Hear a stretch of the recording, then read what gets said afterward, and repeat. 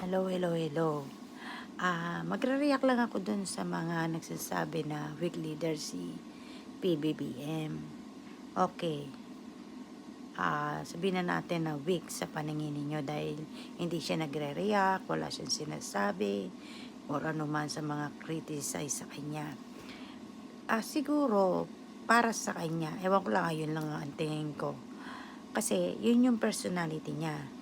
Kasi, di ba, nung ano pala, eleksyon, sinabi niya na ayaw niya makipag-away or makipagbatuhan ng pag binatukan ng tinapay, adobe, ang ibabato mo, no? Hindi siya ganon, di ba, sinabi niya.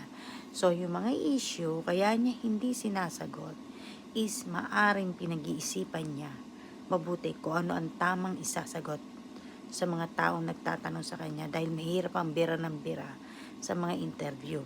Kasi alam nyo na, ang tao, tama at hindi, may criticize.